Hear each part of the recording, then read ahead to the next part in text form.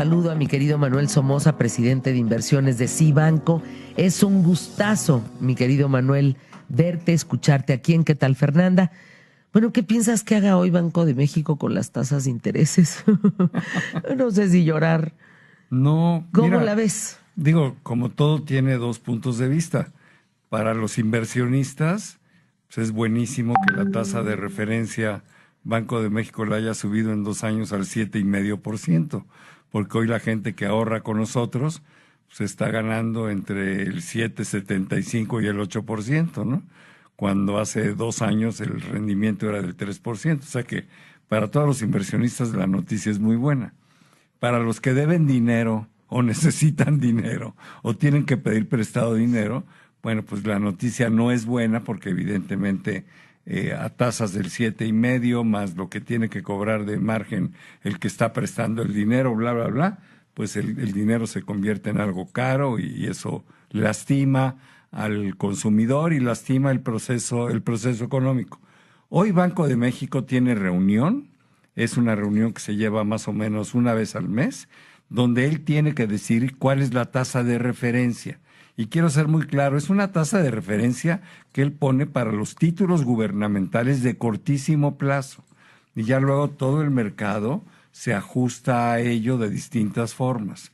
Como te decía, hoy la tasa de referencia de Banxico es del 7,5%, y a pesar de que hace mes y medio la Reserva Federal, que es muy importante para nosotros, subió la tasa en dólares del 1,5 al 1,75, yo creo que Banco de México en esta ocasión no va a seguir a la Reserva Federal y se va a mantener con su 7,5%. Y te voy a decir cuál es mi manera de pensar. Hace 2 años y medio, la diferencia entre la tasa en dólares de corto plazo y la tasa en pesos era nada más de 2%. Los dólares te rendían el 1 y los pesos rendían el 3,5.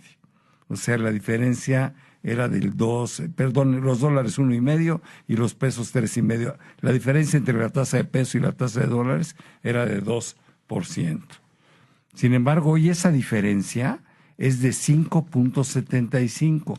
Los dólares rinden el 1,75 y nuestra tasa en pesos es del 7,5%. Si tú haces la resta, 7,5 menos 1,75, bueno, pues te va a dar 5,75, que es la diferencia. Ese colchón, esa diferencia es muy grandota. Es casi 3 veces lo que teníamos hace 2 años. ¿Por qué hizo Banco de México esto? Primero porque sintió Banco de México que la inflación se le iba a ir de las manos, y de hecho se le fue el año pasado, llegó al 6,77, entonces tuvo que subir las tasas para que ganaras más con rendimientos que la propia inflación, pero también se adelantó para poder anclar la inflación mexicana y que ésta pudiera volver a regresar a los niveles del 3%, que es la meta del Banco Central. Entonces ahí está.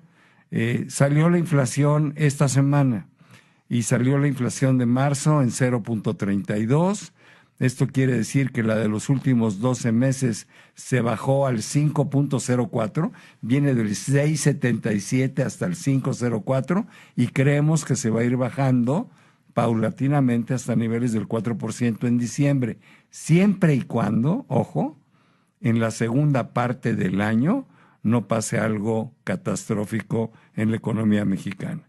Catastrófico. ¿Qué sería? Como que se vaya a subir el tipo de cambio por arriba de los 19, de los 20 pesos, 21 pesos, en función del proceso electoral que vamos a vivir. Entonces, pues hay que ver la película con cuidado, ¿no?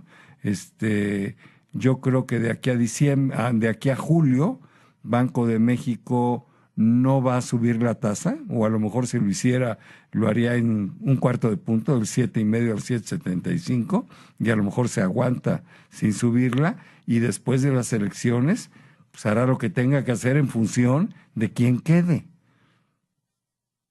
A los mercados hay candidatos que les gustan y hay candidatos que no les gustan.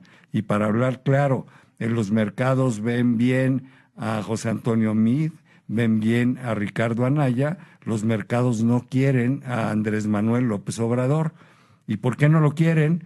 Bueno, pues porque no es un agente que favorezca el libre mercado, no es un agente que apoye la reforma energética, no es un agente que apoye cambios en beneficio del país hacia adelante, es un hombre que está amarrado al pasado y quiere convertir a México lo que quisieron hacer de este país Echeverría y López Portillo, un esquema totalmente fracasado que nos tomó 20 y tantos años sacudirnos de encima y nos hizo pedazos y atrasó el desarrollo del país. Bueno, pues eso no le gusta a los mercados, ¿no?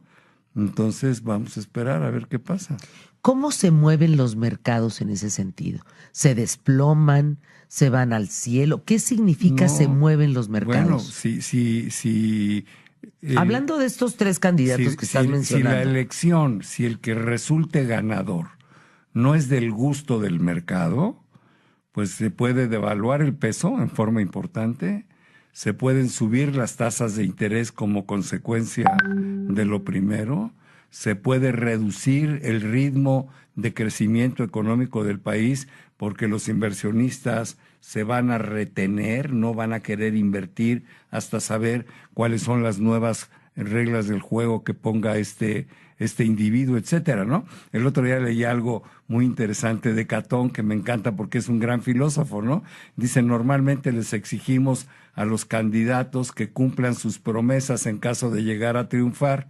A mí lo que me preocupa es que vaya a triunfar AMLO y sí cumpla sus promesas, porque sus promesas son viejas, sus promesas son anti-libertad, sus promesas son anti-crecimiento económico, sus promesas son modelos económicos fracasados, ¿no? Entonces, bueno, eso es cuando se mueven los mercados, se pueden mover en sentido positivo, que sería que se revalúe el peso, que bajen las tasas de interés, que en lugar de crecer al mediocre 2% que crece este país, crezcamos al 4 o al 5%, o cuando se mueven en forma negativa, pues es lo contrario, que se devalúe el peso, que las tasas de interés se vayan mucho más arriba de lo que actualmente están y que el crecimiento económico sea más reducido. Hay un sector de la población en México que no tiene posibilidad de moverse para ningún lado, no importan las circunstancias. Claro. Pero hay otra que sí. Y esa otra, pues es gran parte la que le da trabajo a ese otro. De los populistas y de los socialistas muy extremistas, lo que no entienden es que la única manera de sacar a la gente de la pobreza es dándole trabajo. No regalándoles dinero. Incrementando las oportunidades. Y eso requiere de inversión. Y ahí es donde el empresario tiene un valor en la sociedad, ¿no? Arriesga su capital para crear empleos. Entonces, si tú no le das incentivos o por lo menos garantías o lo cuidas y lo respetas al capital, pues el capital no va a producir los empleos que necesita el país. México genera 650, 700 mil empleos al año. Con eso seguimos siendo una fábrica de pobres. ¿Por qué? Porque este país necesitaría crecer al 5% o al 4% en lugar de al 2% para crear 1 millón de empleos. Pero para crear 1 millón de empleos se necesita invertir un montonal de dinero. Eso es lo que no entienden.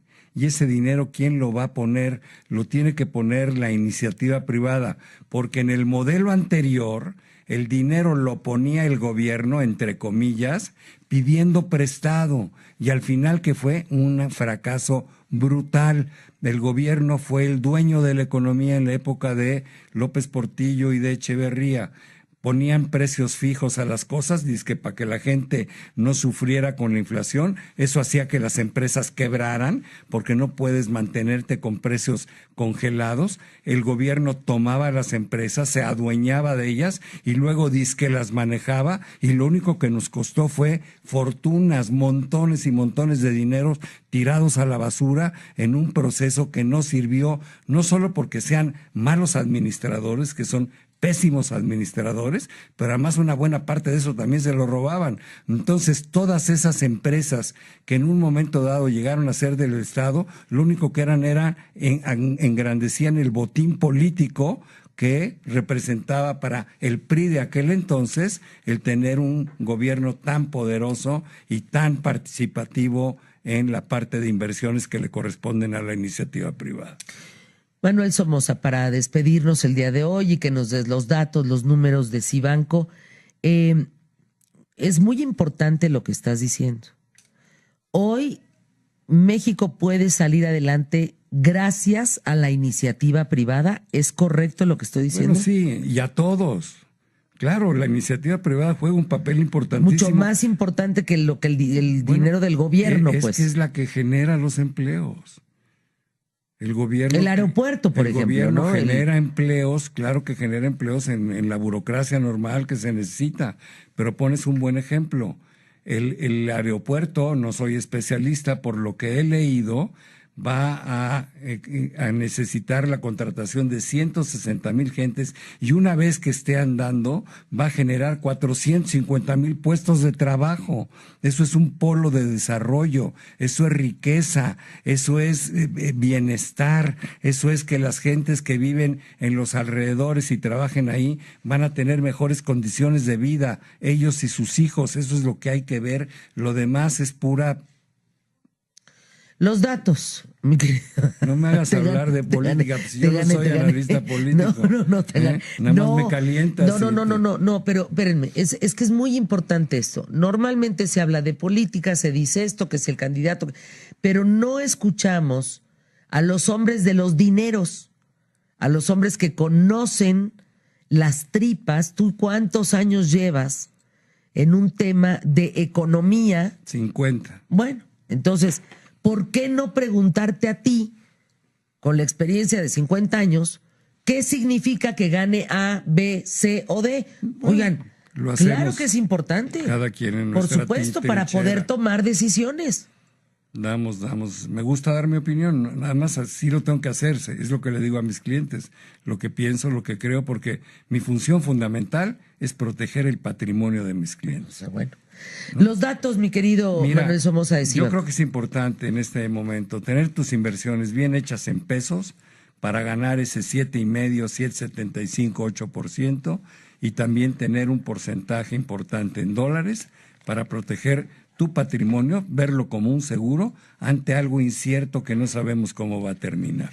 Entonces que nos llamen al 1100-1586 y ahí los atendemos. Si hablan fuera del área metropolitana, que antepongan 0155 1100 1586 y tenemos oficinas especializadas para estos temas en Monterrey, Guadalajara, Puebla, que voy a estar la semana entrante, Querétaro y evidentemente la Ciudad de México. Gracias, mi querido Manuel Somoza. Hacemos una pausa, regresamos aquí en ¿Qué tal, Fernanda? Y te invito como economista, como gente de economía, pues, de México, durante 50 años, a que vengas a hablar de esto, porque necesitamos tener en mente muchos escenarios para poder tomar una decisión. Sí, claro. Mira. La decisión más importante en el rumbo de México.